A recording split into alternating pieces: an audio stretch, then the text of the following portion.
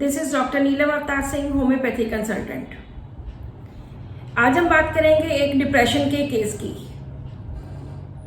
ये एक female patient है, अबाउट उनकी 50 इयर्स एज है और बहुत ज़्यादा उनकी सॉरोफुल और बहुत सैड स्टोरी है। उनको 10-15 साल से डिप्रेशन था, तो उन्होंने और भी इसके साथ काफ़ी प्रॉब्लम्स बताई, जैसे कि उनके लेग्स एंड थाइस में बहुत ज़्यादा क्रैम्प्स पड़ते थे, हमेशा थकावट हो ही रहती थी, हमेशा थके हारे, कुछ काम करने को मन नहीं करना, और नींद की बहुत ज़्यादा प्रॉब्लम थी, नींद नहीं आती थी और भूख प्यास बिल्कुल नहीं। सारा दिन बस बोली जाते हैं, अकेले बोली जाना बोली जाना बोली जाना। तो ऐसे बहुत सारी उनको प्रॉब्लम्स थी जो एक डिप्रेशन के पेशेंट्स में हमने देखी है। जब मैंने उनको पूछा कि इसका रीज़न क्या है, क्यों आपको डिप्रेशन हुआ, तो उन्होंने एक बहुत लंबी, बहुत दुखदाई मुझे स्टोरी सुनाई। उन्होंने बताया कि उनकी शादी अबाउट 25-30 साल पहले उनकी शादी हुई थी और वो उनके हस्बैंड घर में अकेले ही थे और उनके mother in law father in law बीच में उनके साथ ही रहते थे। कुछ साल शादी के ऐसे बहुत अच्छे बीते, उनके एक बेटा हुआ, लेकिन पता नहीं उनके हस्बैंड को क्या हुआ कि शादी के 5-7 साल के बाद उन्होंने अपनी पत्नी को छोड़ दिया। जो ये पेशेंट है इनको छोड़ दिया और जाकर कहीं और शादी कर ली। अब ये बिल्कुल अकेले रह गए, बहुत ज़्यादा अकेले, बहुत ज़्यादा डिप्रेस्ड। और इनका बेटा था तब 4-5 साल का। बेटे को इन्होंने पढ़ाया लिखाया, बड़ा किया, इंजीनियरिंग की बेटे ने, और जब बेटा 21 इयर्स का हुआ तो उसकी एक्सीडेंट में डेथ हो गई। So this was highly tragic. तब तक उनके mother in law and father in law वो भी जा चुके थे, उनकी भी डेथ हो चुकी थी। तो अब वो अपने घर में बिल्कुल टोटली अकेले रह गए। हस्बैंड ने पहले ही छोड़ दिया, किसी और के साथ शादी कर ली। एक बेटे का सहारा था जिसकी एक्सीडेंट में डेथ हो गई, और अब वो बहुत ज़्यादा डिप्रेस्ड है, नींद नहीं आती उनको, सारा दिन थकावट, कुछ करने को मन नहीं करना, टोटली डिप्रेस्ड पेशेंट। साथ में ये भी बताया कि उनके पास उनका जो घर है इतना बड़ा, बहुत बड़ा उनका घर है और बहुत ज़्यादा उनकी ज़मीन जायदाद है, बहुत ज़्यादा उनके पास पैसा है। सारी स्टोरी सुनाते वक्त उनकी आंख में मैंने एक बार भी आंसू नहीं देखा है, और उन्होंने बहुत प्राउड के साथ ये बताया मुझे कि उनके पास बहुत ज़्यादा, इतना बड़ा घर है और अब उस घर में मैं अकेली, बिल्कुल ही टोटली अकेली, कोई और नहीं है मेरे पास, टोटल अकेली ही हूँ बिल्कुल, ना कोई देवर, ना कोई फैमिली में कोई और, ना कोई आने वाला ना कोई जाने वाला। सो ये उनकी स्टोरी थी। जो भी होम्योपैथिक डॉक्टर्स इस केस को स्टडी करना चाहते हैं, यहाँ पे आप म्यूट करके इसको स्टॉप करके आप पहले रूब्रिक्स बनाइए, क्योंकि इसी में सारा कुछ कंसिडर हो गया है जो उन्होंने बताया। यहाँ पे स्टॉप कीजिए और एनालिसिस को उसके बाद देखिए।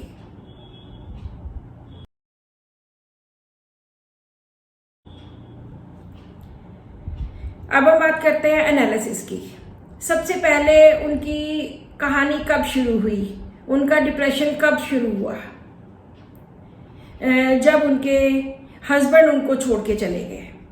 छोड़ के जाने वाले केसेस में हमारे पास 2-3-4 तरह के रूब्रिक्स हैं। One is forsaken, one is estranged, abandon, ऐसे कुछ रूब्रिक्स हैं। आपको ये पता होना चाहिए कि हमने फोरसेकन कहाँ लेना है, फोरसेकन का प्रॉपर मीनिंग क्या है और एस्ट्रेंज्ड का प्रॉपर मीनिंग क्या है, ये सब आपको पता होना चाहिए। फोरसेकन होता है कि जब कोई किसी को छोड़ के चला जाता है, जब किसी ने सब डिजर्टेड और अबंडन, किसी को त्याग कर दिया, किसी को छोड़ दिया। तो यहाँ पे हम ये रूब्रिक लेंगे फोरसेकन फीलिंग। फोरसेकन के साथ उनका एक और था कि वो बिल्कुल अकेले रह गए। अकेले का क्या मतलब है? आइसोलेशन। यहाँ पे वो आइसोलेट हो गए, क्योंकि ना घर में कोई और है, ना फैमिली में कोई और है, ना कोई आता है ना कोई जाता है। तो she feels that she has been isolated. Forsaken के साथ साथ आइसोलेशन हो गया। आइसोलेशन वर्ड हम कब यूज करते हैं? जब पहले टाइम में किसी को ट्यूबरकुलोसिस हो जाता था। आज के टाइम पे तो चलो टीबी का इलाज है प्रॉपर, लेकिन जब पहले किसी को टीबी हो जाता था तो उसको बहुत ज्यादा, बहुत दूर कहीं छोड़ देते थे। वो होता था आइसोलेट कर देना, उसको दूर कहीं जाके छोड़ देना।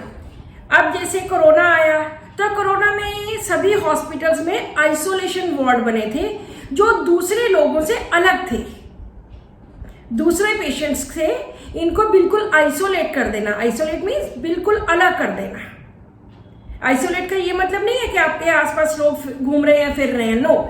आइसोलेट बिल्कुल अकेले हो जाना, बिल्कुल एक तरफ आइसोलेट हो जाना, एक तरफ छोड़ देना, ताकि आप किसी और को कोरोना की इन्फेक्शन ना हो सके या टीबी की ना हो सके। तो यहाँ पे फोरसेकन रूब्रिक के अंडर एक और साथ में है forsaken feeling isolation sensation of. तो इस पेशेंट को यही सेंसेशन थी, आइसोलेशन सेंसेशन ऑफ, कि मैं बिल्कुल अकेली आइसोलेट हो गई हूं, सबसे आइसोलेट हो गई। इसके साथ एक और दूसरा रूब्रिक है एस्ट्रेंज्ड। अब दोनों में फर्क क्या है, फोरसेकन में और एस्ट्रेंज्ड में? फोरसेकन में होता है कि पेशेंट को किसी ने छोड़ दिया, लेकिन एस्ट्रेंज्ड में क्या होता है कि उसके साथ जिसको कोई प्यार, मोहब्बत, कोई अफेक्शन, वो सब खत्म हो गई। अगर कोई फोरसेक करता है तो उसका मतलब ये नहीं कि उसका प्यार मोहब्बत खत्म हो गया, लेकिन अगर एस्ट्रेंज करता है, आप स्ट्रेंजर बन जाते हो उसके लिए। हमारे मन में किसी भी स्ट्रेंजर के लिए कोई भी प्यार मोहब्बत नहीं होता, कोई भी स्ट्रेंजर है तो यहां भी उस रिश्ते में वो स्ट्रेंजर बन जाता है। रिलेशंस इतने ज्यादा खट्टे हो जाते हैं, इतने ज्यादा बुरे हो जाते हैं कि वो उससे इतनी दूर चले जाते हैं कि प्यार मोहब्बत सब कुछ खत्म हो जाता है। This is estranged.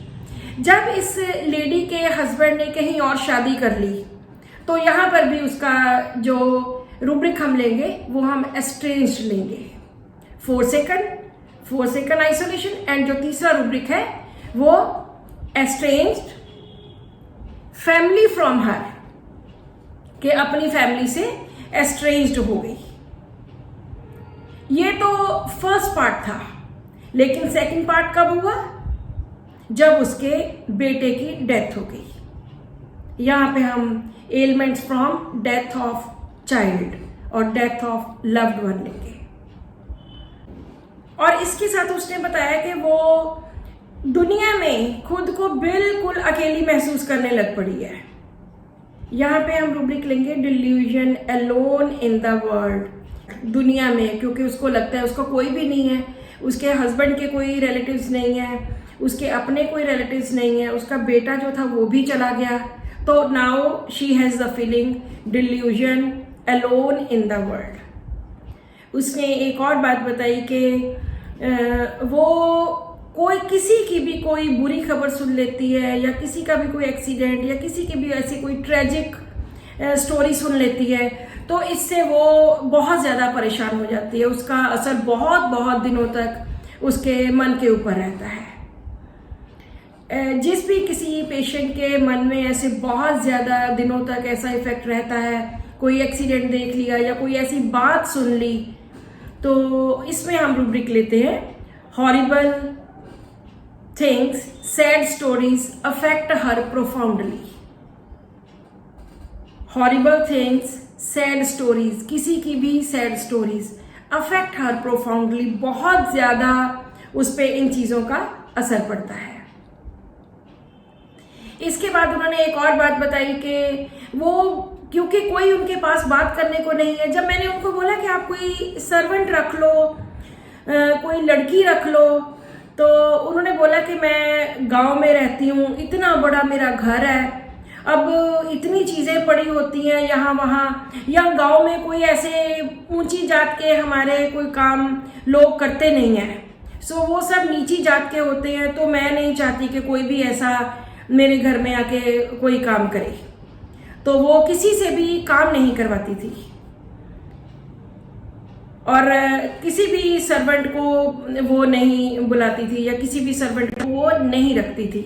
इसके साथ से जो उन्होंने बोला कि बहुत ज़्यादा मैं अकेली बैठी बातें करती रहती हूँ, अकेली बोल ही जाती हूँ, तो मैंने इसको लिया डिलीरियम लोक्वेशियस। वो एक डिलीरियम की स्टेज में ही है जहाँ से उसका सब कुछ अपसेट हो चुका है, सारा सिस्टम अपसेट हो चुका है। तो ये डिलीरियम की स्टेज में वो बोली जा रही है, उसको पता ही नहीं वो क्या बोल रही है। तो इसमें हम लेंगे डिलीरियम लोक्वेशियस। उसके बाद उनको क्रैम्प्स बहुत पड़ते थे। अगर हम फिजिकल में लेंगे, क्रैम्प्स इन लेग्स, और पैरों में बर्निंग बहुत, जलन बहुत ज़्यादा थी। जो मैंने ऑब्जर्व किया, वो मेरे पास आए, उन्होंने इतना सब कुछ बताया, लेकिन एक बार भी नहीं रोए। ऊपर से बोल रहे हैं कि मेरा बहुत बड़ा घर है, बहुत ज़्यादा मेरी जायदाद है, बहुत प्रॉपर्टी है।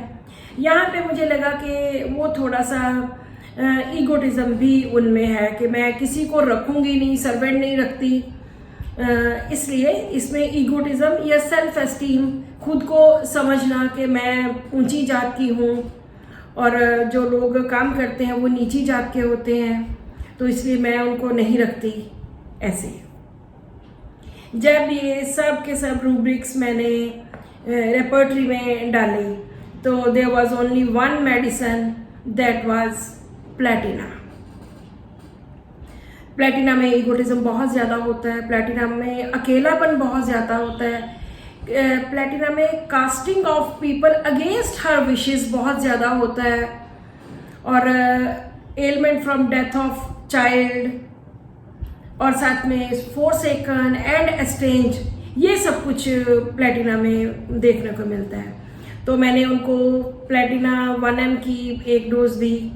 जब वो 1 महीने के बाद आए तो उन्होंने बोला कि मुझे कई चीज़ों में काफ़ी फ़र्क है।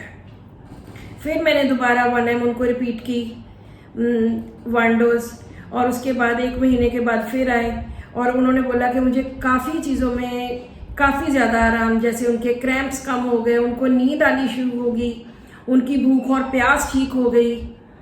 और उसके बाद जब 3-4 मंथ्स लिए तो उनको लगा कि अब मेरी बहुत ज़्यादा मैं बेटर फील कर रही हूँ। लेकिन उन्होंने कहा कि मैं फिर भी 2-4 महीने 6 महीने और दवाई लूँगी, और उसके बाद उनकी ऐसे ही मेडिसिन कंटिन्यू चलती रही।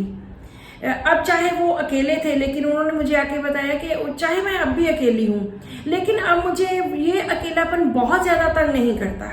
मुझे नींद भी प्रॉपर आती है और खाना भी मैं आराम से बना लेती हूँ, और सब कुछ बहुत अच्छी तरह से चल रहा है। और इस मेडिसिन ने बहुत ज़्यादा रिजल्ट दिए अच्छे।